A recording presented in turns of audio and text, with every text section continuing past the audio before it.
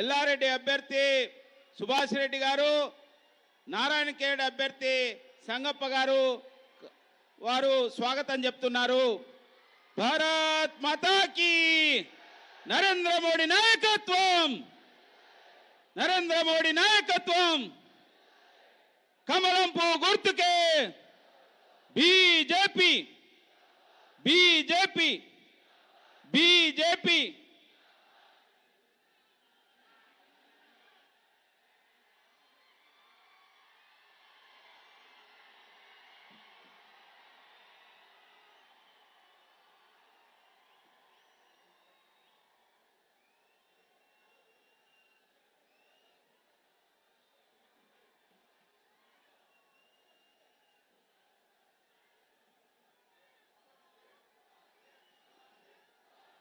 మన ప్రియతమ ప్రధాని మంత్రి గారు, భారతదేశానికి ప్రదాత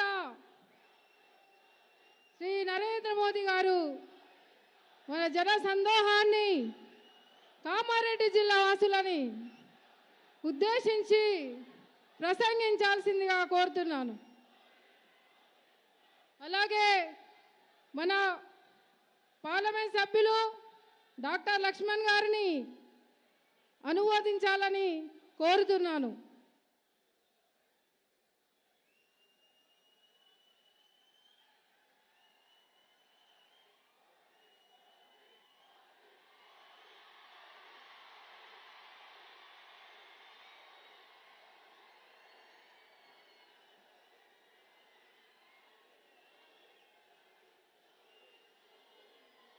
भारत माता की, भारत माता की, भारत माता की. ना तेलंगाना कुटुंब సభ్యులందరికీ शुभाभिनंदनలు. ये स्थान अपने गन्ना किसानों और चीनी के प्रोडक्शन के लिए जाना जाता है. यहाँ के लोगों के व्यवहार में भी ये मिठास साफ महसूस होती है. आप इतनी बड़ी संख्या में बीजेपी को आशीर्वाद देने के लिए आए हैं. हम सभी आपके बहुत बहुत आभारी है. నా తెలంగాణ కుటుంబ సభ్యులందరికీ శుభాభివందనలు. ఈ ప్రాంతము చెరుకు రైతులకు మరియు చెరుకు ఉత్పత్తికి ఎంతో ప్రసిద్ధిగాంచినది. ఇక్కడి ప్రజల ప్రవర్తనలో ఈ మాధుర్యం చాలా స్పష్టంగా కనబడుతూ ఉన్నది. బీజేపీని ఆశీర్వదించడానికి మీరు ఇంత పెద్ద సంఖ్యలో విచ్చేసిన మీ అందరి కూడా పేరు పేరున కృతజ్ఞతలు. నా కుటుంబ సభ్యులారా, मैं जब भी तेलंगाना आता हूं, मुझे यहां की जनता जनार्दन में एक आशा की लहर दिखाई देती है.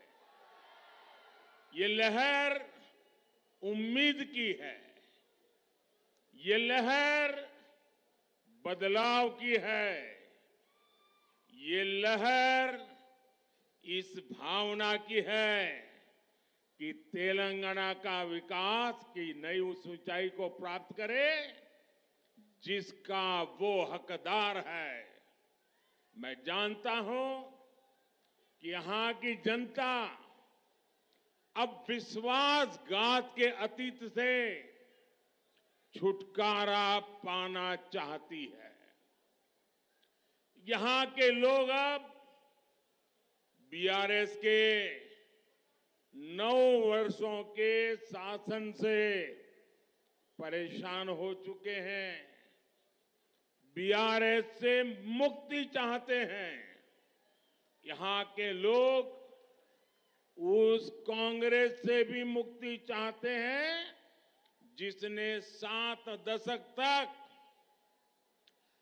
सत्ता होने के बावजूद भी इस पूरे क्षेत्र का लगातार तिरस्कार किया और इसलिए इस बार हवा बीजेपी की ओर है। तेलंगाना के लोग बीजेपी से उम्मीद लगा रहे हैं। కుటుంబ సభ్యులారా, నేను తెలంగాణ వచ్చినప్పుడల్లా కూడా ఇక్కడ ప్రజల్లో ఎన్నో ఆశలు అలలు కనిపిస్తూ ఉంటాయి. ఇది ఒక ఆశా కిరణం యొక్క ఉప్పెనగా భావిస్తాను. ఇది ఒక మార్పుకు తరంగంగా నేను భావిస్తూ ఉంటాను. తెలంగాణకు దక్కాల్సిన అభివృద్ధి, ఈ అభివృద్ధి పదంలో ఉన్నత శిఖరాలకు సాధించాలనే భావము ఈ తరంగంలో ఉన్నది. మీకు జరిగినటువంటి అన్యాయాన్ని వదిలించుకోవడానికి ఇప్పుడు ఇక్కడి ప్రజలు కోరుకుంటున్నారని కూడా నాకు తెలుసు. ఇక్కడి ప్రజలు 9 సంవత్సరాలుగా బీఆర్ఎస్ పాలనతో విసిగి వేరాసి బీఆర్ఎస్ నుంచి స్వేచ్ఛను కోరుకుంటున్నారు, మార్పు కోరుకుంటున్నారు. అదేవిధంగా 7 దశాబ్దాలుగా అధికారంలో ఉన్నటువంటి కాంగ్రెస్ పార్టీ కూడా మనందరినీ కూడా విస్మరించింది. అందుకనే ప్రజలు కాంగ్రెస్ నుంచి కూడా విముక్తి కోరుకుంటున్నారు. అందుకనే ఈసారి బీజేపీ గాలి వీస్తూ ఉన్నది, బీజేపీకి అనుకూలంగా వాతావరణం మారుతూ ఉన్నది. తెలంగాణ ప్రజలు బీజేపీ పైన పెద్ద ఆశలు ఈరోజు పెట్టుకున్నారు. నా కుటుంబ సభ్యులారా, तेलंगाना के गरीबों की, किसानों की, महिलाओं की, युवाओं की, पिछड़ों की और दलितों की आकांक्षाओं का प्रतीक बीजेपी का संकल्प पत्र है। हम सकला जनुला सौभाग्य तेलंगाना, इसके निर्माण का लक्ष्य लेकर आगे बढ़ रहे हैं। लोगों ने नेशनल पॉलिटिक्स में हमारा ट्रैक रिकॉर्ड देखा है। बीजेपी जो कहती है वो करके दिखाती है। हमने वादा किया था कि आर्टिकल 370 को खत्म करेंगे, वादा पूरा हुआ। हमने वादा किया था ट्रिपल तलाक का अंत होगा, वादा पूरा हुआ। हमने संसद में महिला आरक्षण की बात कही थी, वादा पूरा हुआ। हमने किसानों को 1.5 गुना एमएसपी की गारंटी दी थी, वादा पूरा हुआ। हमने अपने सैनिकों को 1 रैंक 1 पेंशन का संकल्प दिया था, वादा पूरा हुआ। हमने वादा किया था कि राम मंदिर अवश्य बनेगा, वादा पूरा हो रहा है। और साथियों, हमने तेलंगाना के लोगों से टर्मरिक बोर्ड का बनाने का वायदा किया था। ये वायदा भी बीजेपी सरकार ने पूरा करके दिखाया। हमने आपसे सेंट्रल ट्राइबल यूनिवर्सिटी का वायदा किया था, बीजेपी सरकार ने आपसे ये वायदा भी पूरा करके दिखाया। మిత్రులారా, తెలంగాణలోని పేదలు, రైతులు, మహిళలు, యువత, వెనుకబడ్డ వర్గాలు, దళితుల యొక్క ఆకాంక్షలకు ప్రతిబింబించేది మా మేనిఫెస్టో. సకల జనుల సౌభాగ్య తెలంగాణ నిర్మాణమే లక్ష్యంగా మేము ముందుకు సాగుతూ ఉన్నాం. జాతీయ రాజకీయాల్లో మా ట్రాక్ రికార్డు ప్రజలు మీరందరూ చూశారు.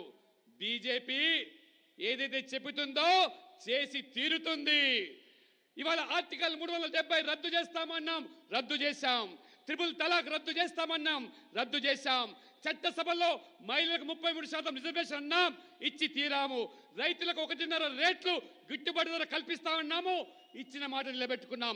మన సైనికులకు 1 ర్యాంక్ 1 పెన్షన్ అన్నాము, ఇవాళ హామీ నెరవేర్చుకున్నాం. రామ మందిర నిర్మాణం కూడా తప్పక నిర్మాణం చేస్తామన్నాము, ఇచ్చిన హామీని నిలబెట్టుకున్నాము. మిత్రులారా, పసుపు బోర్డును ఏర్పాటు చేస్తామని చెప్పాము, తెలంగాణ ప్రజలకు ఇచ్చిన హామీని నిలబెట్టుకున్నాము. బీజేపీ ప్రభుత్వం ఈ హామీలను నెరవేర్చడమే కాకుండా ఇవాళ ఆదివాసీల కోసము సెంట్రల్ యూనివర్సిటీ అన్నాము, హామీ ఇచ్చాము, నిలబెట్టుకున్నాము. బీజేపీ ప్రభుత్వము మీకు ఇచ్చిన హామీలను నెరవేర్చింది. ఇది బీజేపీ. నా కుటుంబ సభ్యులారా, मोदी की गारंटी, मोदी की गारंटी यानी गारंटी के पूरा होने की गारंटी।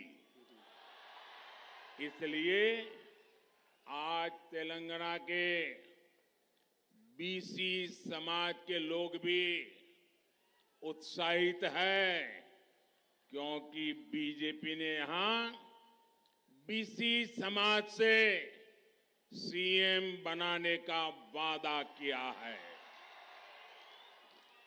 ये बीजेपी ही है जिसने देश को रिकॉर्ड संख्या में बीसी समाज से आने वाले केंद्रीय मंत्री दिए हैं, और ये बीजेपी ही है जिसने देश को एक ओबीसी पीएम भी दिया है। మిత్రులారా, మోదీ గ్యారెంటీ అంటే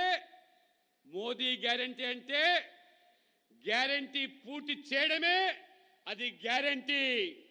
అందుకనే ఇవాళ నరేంద్ర మోడీ గారు ఇచ్చిన మాట అది గ్యారెంటీ. ఇవాళ తెలంగాణ బీసీ సమాజానికి ఇవాళ ప్రజలు కూడా పెద్ద ఎత్తున ఇవాళ మద్దతు పలుకుతా ఉన్నారు. ఇవాళ ఇక్కడ బీసీ సామాజిక వర్గానికి సంబంధించిన వ్యక్తిని బీజేపీ బీసీ సీఎం చేస్తామని మాట ఇచ్చింది. అందుకనే బీసీ సామాజిక వర్గం నుంచి కూడా రికార్డు స్థాయిలో కేంద్రంలో మంత్రులను చేసినటువంటి ప్రభుత్వము అది బీజేపీ మాత్రమే. ఈ దేశానికి ఒక బీసీని ప్రధానమంత్రి చేసింది కూడా అది భారతీయ జనతా పార్టీ మాత్రమే అని చెప్పి కూడా నేను తెలియజేస్తా ఉన్నాను. ఇవాళ నా కుటుంబ సభ్యులారా, कांग्रेस और बीआरएस ने ना बीसी समाज के लिए काम किया और ना ही दलितों के लिए कोई काम किया। आज जो बीआरएस है, पहले वो टीआरएस थी। इन लोगों ने वादा किया था कि तेलंगाना का पहला सीएम दलित होगा, लेकिन जब दलित वोट मिल गए तो केसीआर ने सीएम की इस कुर्सी पर खुद कब्जा जमा लिया। लेकिन इससे ठीक विपरीत बीजेपी हमेशा सामाजिक न्याय और सामाजिक सशक्तिकरण के लिए काम करती आई है। మిత్రులారా, ఈ కాంగ్రెస్ పార్టీ బీఆర్ఎస్ పార్టీలు బీసీలను కానీ దళితులను కానీ ఏమీ కూడా చేయలేదనే విషయం మీ అందరికీ తెలుసు. ఈరోజు బీఆర్ఎస్ గతంలో టీఆర్ఎస్ తెలంగాణ తొలి ముఖ్యమంత్రిని దళితుని చేస్తానటువంటి హామీ ఇచ్చారు. కానీ దళితుల ఓట్లు రాగానే కేసీఆర్ స్వయంగా సీఎం కుర్చీని కైవసం చేసుకొని దళితులను మోసం చేశాడు. కానీ అందుకు భిన్నంగా సామాజిక న్యాయం, సామాజిక సాధికారత కోసమే ఇవాళ భారతీయ జనతా పార్టీ కృషి చేస్తా ఉన్నది. నా కుటుంబ సభ్యులారా, तेलंगाना की इस विकास यात्रा में मादिगा समुदाय के साथ जो अन्याय हुआ है उसे बीजेपी भली भांति समझती है। इस अन्याय का अंत करने के लिए भारत सरकार प्रतिबद्ध है। काम को तेज गति से आगे बढ़ाने के लिए एक कमेटी का गठन कर रही है। ये कमेटी आपको न्याय दिलाने की पहल करेगी और आपके सशक्तिकरण का एक नया रास्ता बनाएगी। माडिगा समुदाय से जुड़ी एक बड़ी न्यायिक प्रक्रिया सुप्रीम कोर्ट में भी चल रही है। ये केस मजबूत हो सके इसके लिए हम हर संभव प्रयास कर रहे हैं। इन सभी विषयों पर कल ही मैंने दिल्ली में अफसरों से विस्तार से बात भी की है। మిత్రులారా, ఈ తెలంగాణ అభివృద్ధి యాత్రలో మాదిగ సమాజానికి తీరని అన్యాయం జరిగింది. ఆ అన్యాయం జరిగిన విషయాన్ని మేము అర్థం చేసుకున్నాం. ఈ అన్యాయాన్ని అరికట్టేదానికి ప్రభుత్వం ఒక కమిటీ వేసింది. ఈ కమిటీ ద్వారా మీకు న్యాయం చేసేందుకు మేము చొరవ తీసుకుంటుంది మరియు మీ సాధికారత కోసం కొత్త మార్గాన్ని కూడా ఇవాళ అన్వేషిస్తా ఉన్నది. మాదిగ సామాజిక వర్గానికి సంబంధించినటువంటి ప్రధాన న్యాయ ప్రక్రియ సుప్రీం కోర్టులో ఈరోజు కొనసాగుతుంది. ఈ యొక్క కోర్టులో ఉన్నదానికి న్యాయం జరిగేదానికి మా ప్రభుత్వం అన్ని విధాలుగా కూడా మేము ప్రయత్నం చేస్తున్నాం. నిన్ననే ఢిల్లీలో నేను స్వయంగా ఈ విషయాలన్నిటిపైన కూడా వివరంగా ఆ అధికారులతో మాట్లాడాను. నా కుటుంబ సభ్యులారా, तेलंगाना के किसानों को उनकी मेहनत के लिए जाना जाता है, लेकिन राज्य सरकार ने उनके साथ भी धोखा ही किया है। बीआरएस की सरकार ने यहां पर अनेक सिंचाई योजनाओं की घोषणा की थी, लेकिन ये योजनाएं बीआरएस के लिए उनका एटीएम बनकर रह गई।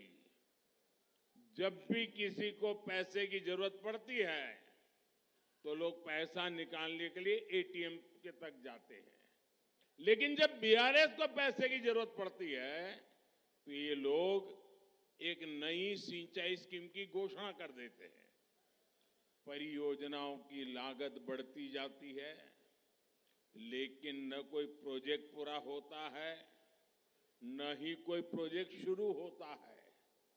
तेलंगाना के विकास का पैसा बीआरएस को चलाने वाले परिवार की जेबों में जा रहा है। మిత్రులారా, తెలంగాణ రైతులు తమ కష్టార్జితానికి పెట్టింది పేరు, అది ప్రసిద్ధి. కానీ రాష్ట్ర ప్రభుత్వము ఈ రైతులను కూడా మోసం చేసింది. బీఆర్ఎస్ ప్రభుత్వము ఇక్కడ అనేక నీటి పారుదల పథకాలను ప్రకటించింది. కానీ ఈ పథకాలన్నీ కూడా ఏటీఎం గానే మారిపోయాయి. ఎవరికైనా ప్రజలకు డబ్బు అవసరమైతే ఏటీఎం దగ్గరికి వెళ్తారు డబ్బులు తీసుకోవడానికి. కానీ బీఆర్ఎస్ కు డబ్బులు అవసరమైతే ఈ వ్యక్తులు కొత్త నీటిపారుదల పథకాన్ని రూపొందిస్తారు.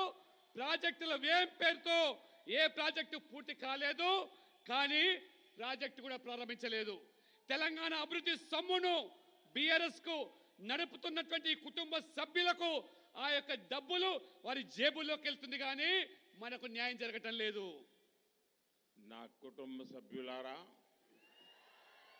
किसानों का हित बीजेपी की हमेशा प्राथमिकता रहा है। पीएम किसान सम्मान निधि के जरिए देश के करोड़ों किसानों को 3.25 लाख करोड़ रुपए से ज्यादा रकम डायरेक्ट ट्रांसफर की गई है। तेलंगाना के करीब 40 लाख किसानों को भी इसका लाभ मिला है। इसमें करीब 1.5 लाख किसान कामा रेड्डी के भी हैं, जिन्हें इस योजना से करीब 400 करोड़ रुपए मिले हैं।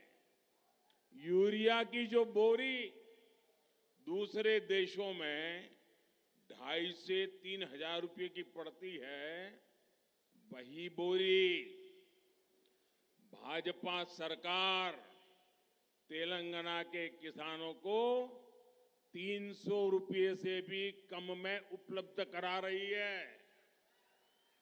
మిత్రులారా, రైతుల సంక్షేమమే బీజేపీ ఎప్పుడు ప్రాధాన్యతనిస్తుంది. ప్రధానమంత్రి కిసాన్ సమ్మాన్ నిధి పేరు మీద దేశంలోని కోట్లాది రైతులకు 2,75,000 కోట్ల రూపాయల పైగా నేరుగా రైతుల బ్యాంకు ఖాతాలోకి బదిలీ చేస్తున్నది.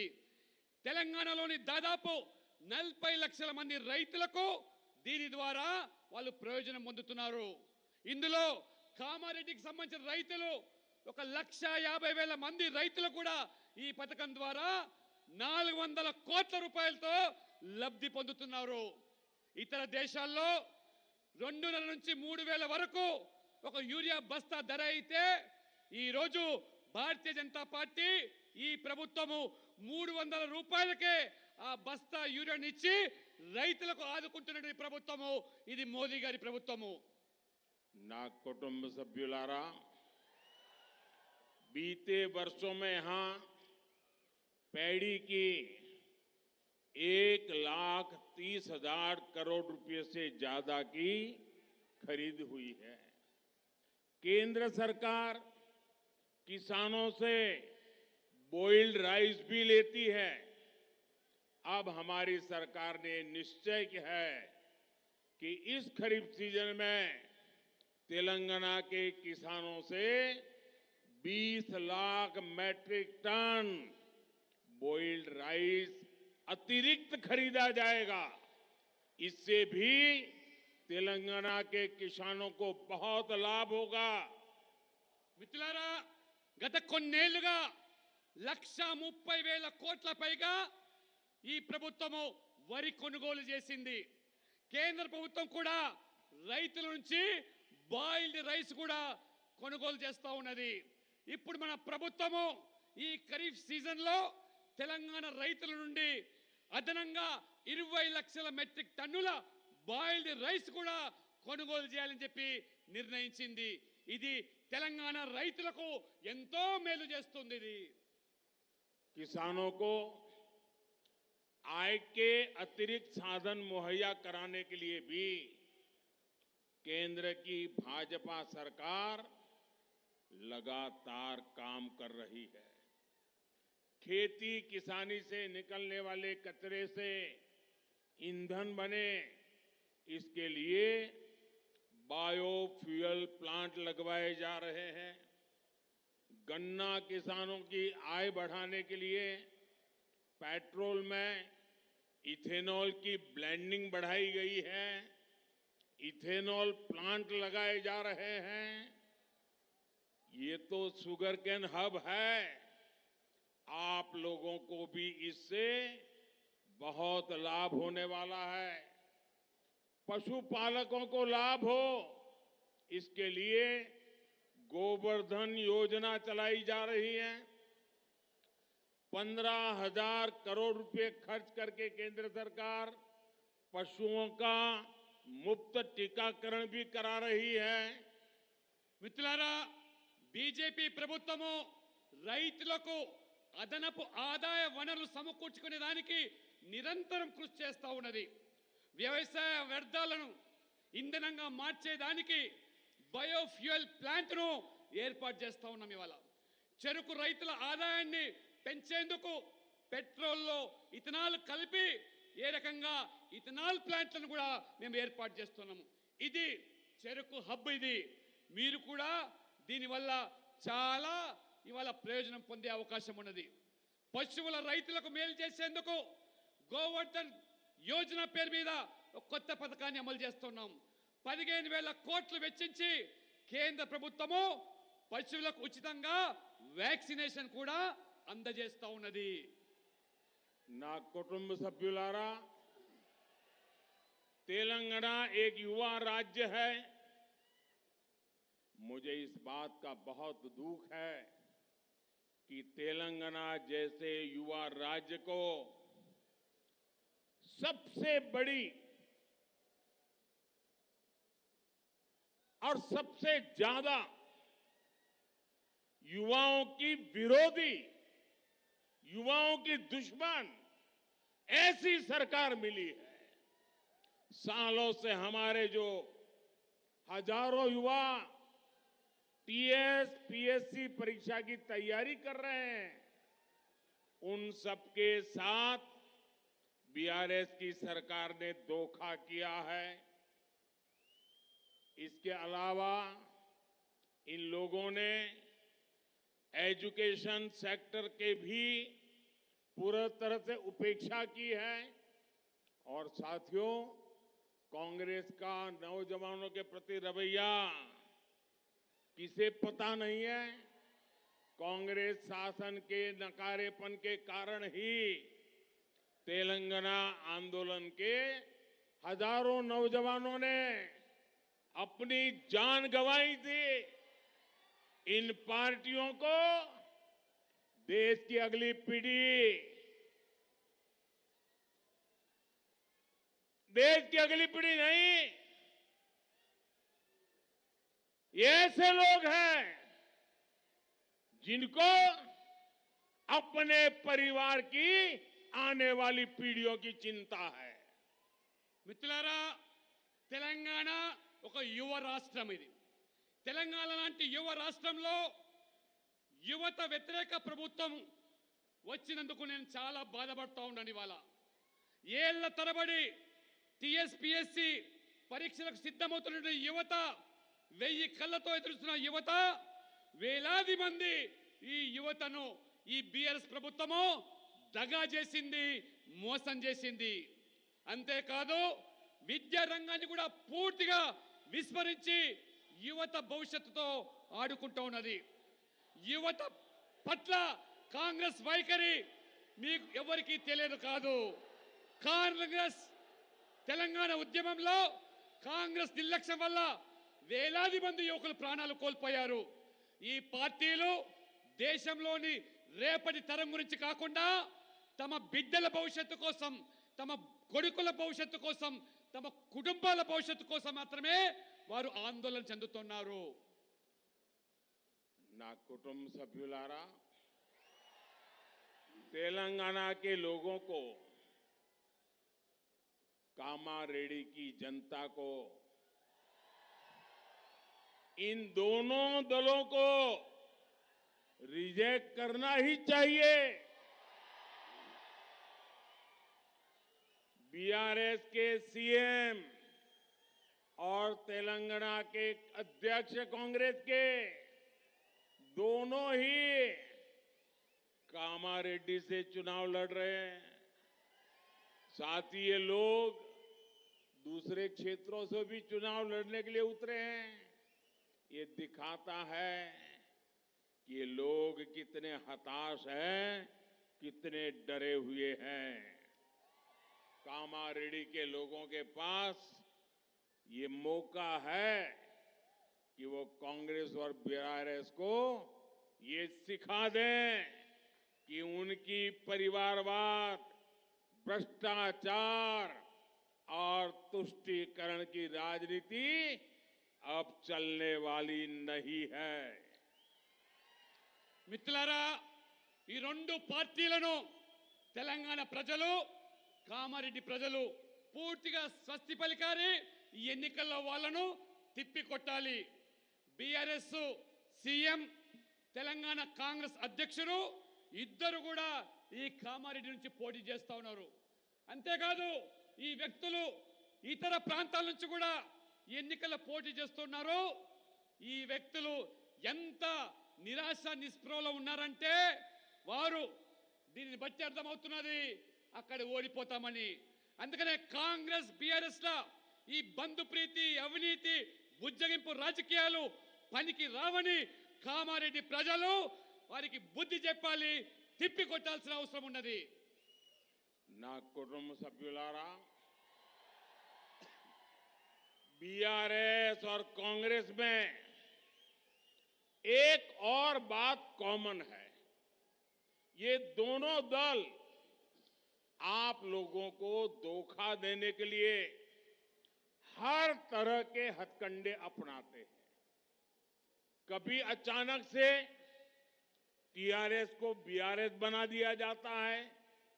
इसी साल यूपीए को भी इंडी अलायंस बना दिया गया है। देश के लोग ये सारे हथकंडे अच्छी तरह समझते हैं।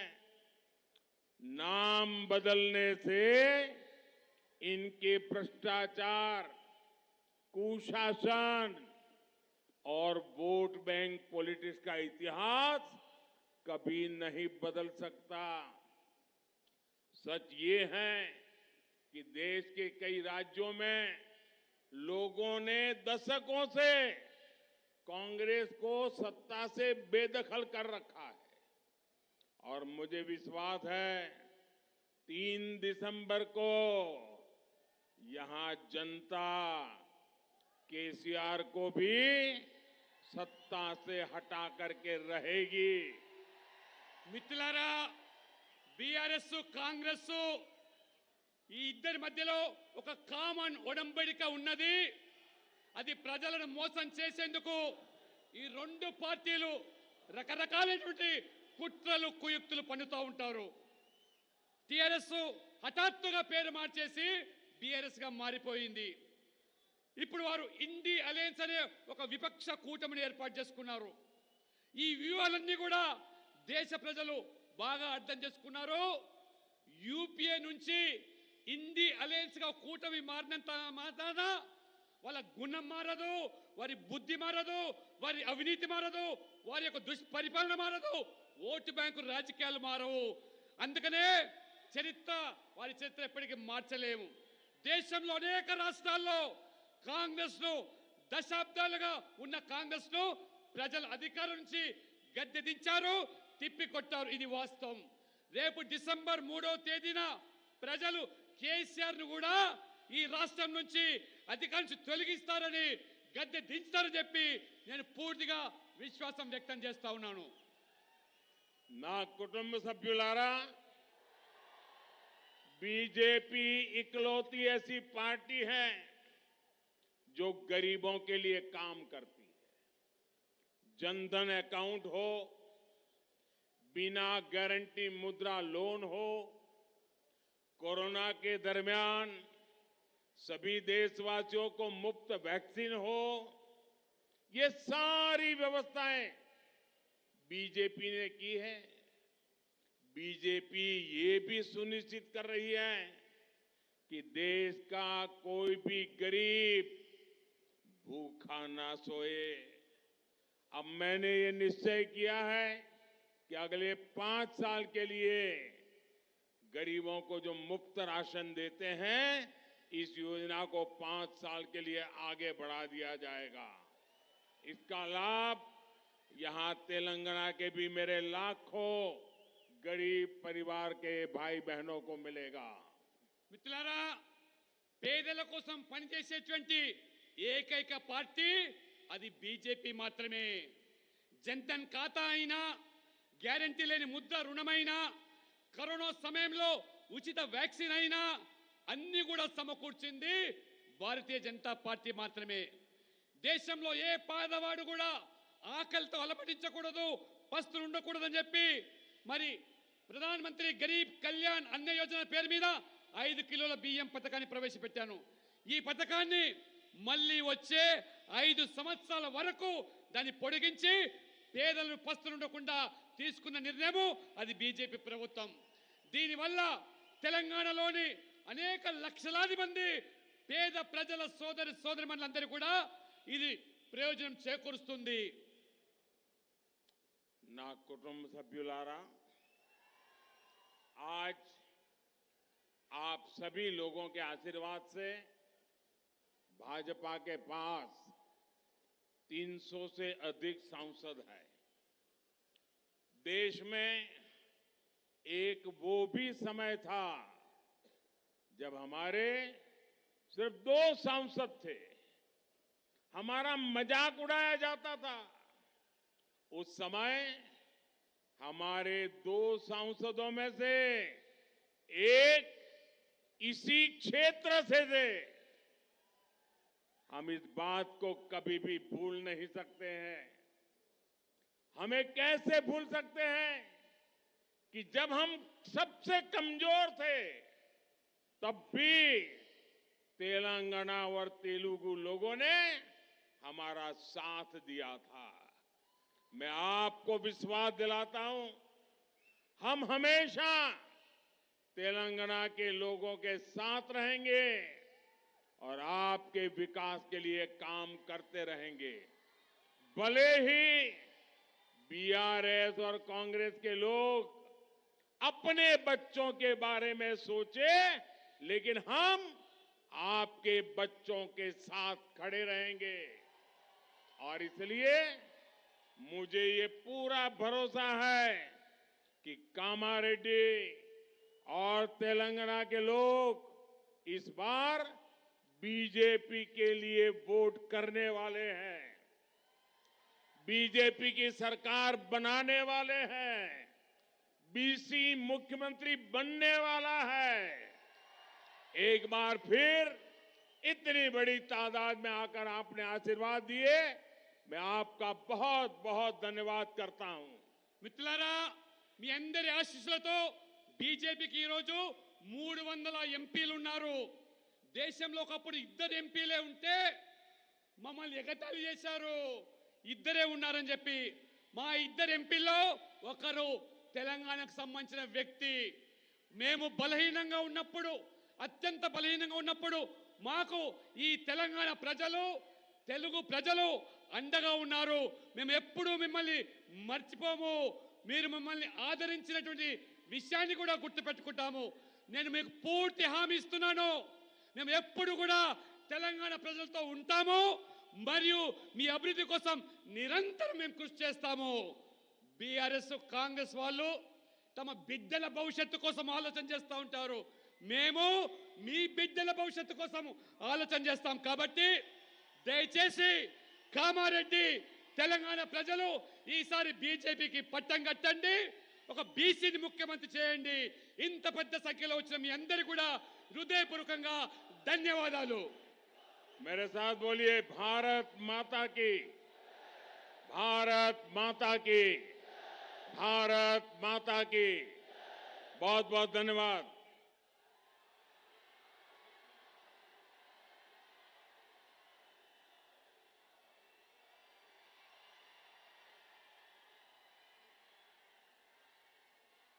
भारत माता की जय, भारत माता की जय।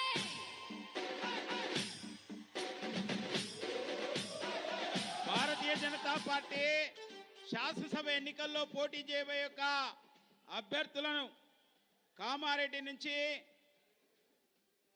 వెంకటరమణారెడ్డి గారు, జుక్కల్ నుంచి అరుణతార గారు, ఎల్లారెడ్డి నుంచి సుభాష్ గారు, బాన్స్వాడ నుంచి లక్ష్మీనారాయణ గారు,